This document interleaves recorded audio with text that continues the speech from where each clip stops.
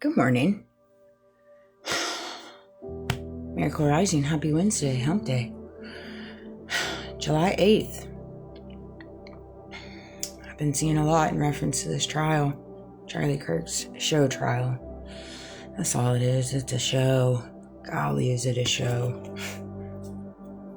If anything, I think it's being used to show us all how corrupt the judicial system is and has been for quite some time. There's a lot of people in this world that's had run-ins with the court system, the judicial system, and just the inconsistencies of the filing, the inconsistencies of the responses to your court filings, and the inconsistencies of the misuse of the law and the manipulation that they bend the law to how they respond to your filings, just to keep things covered up, to keep things hidden. And you can see that so evidently right now happening in Charlie Kirk's case, in the preliminaries. And I knew that was coming. I mean, we all did, really. And it's just one of those things. It's unfortunate. It truly is that we live in a world now where people are in a substantial place within their life, and they carry weight in their role in the community, their role in the nation, and they choose to move and operate within their role, not by the law. Not by the true law, not by true justice, not by true truth. You can just see that so evidently in the way that the judge has responded to certain things. I mean, I can go back to my filings and just see in reference to the way that the judge filed and the misuse of it. Hope was in their name, hope. Yeah, I have hope. Say the least. Definitely not in the judicial system. My hope doesn't rely on that. No, I was shown that a long time ago. You can't put your hope and your faith and your belief in something that's already shown you. It doesn't deserve your hope. Truthfully, you just have to let the cookies fall how they may. I think Candace sees that too. I mean, the truth in the end will win. That's evident. They're moving mountains to keep the truth hidden. That's all they're doing right now. And they're creating so much exterior noise and chaos to get you to look over here, everything that Trump's doing. They're just on the struggle bus. They truly are. You just need to sit back and grab your popcorn. It's just a dang shame. I just don't even understand it. Where people have to be in their walk to think that their actions that are so egregious, there's no weight to them. It's okay to go in this world and treat people poorly. It's okay to go in this world and misuse the system, misuse the law. It's okay to go into this world and assassinate people. It's okay to go in this world and be handlers or bad actors in particular individuals' lives and there be no repercussions. It's okay to go in this world and pretend you're an upstanding citizen when in the sidelines you're doing really dark, demonic things. To say the least. Just to get a buck or two. It pretty much nails down to it's either to get a buck or two, it's either to keep your secrets hidden, and it's one of those things. I said to myself when I just went to go drop off my son, I said, I think it's comical. Like, people so often enough in the videos that I have in my algorithm in reference to a battle, in reference to a war, in reference to what people are saying, what people are doing, what your enemies think, what your enemies did, what your family did, what your community did, what the government did, and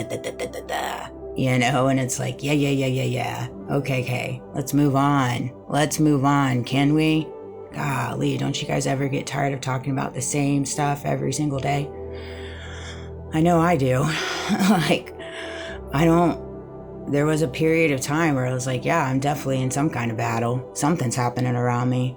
That goes without saying. None of it makes sense. None of it makes sense. However, I'm to a place now in it where it's like, I don't feel like I'm in a battle. I'm just living my life.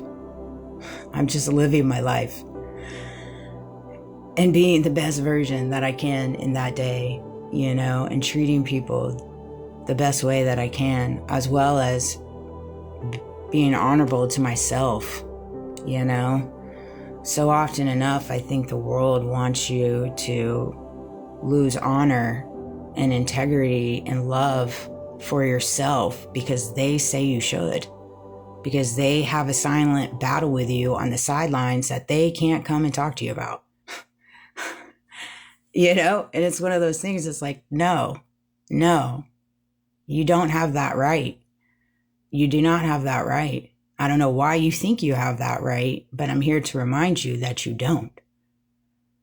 And it's one of those things. It is truly one of those things when you find yourself in a world, because I know we all do in our own way, surrounded by people that are battling things within themselves. They truly are.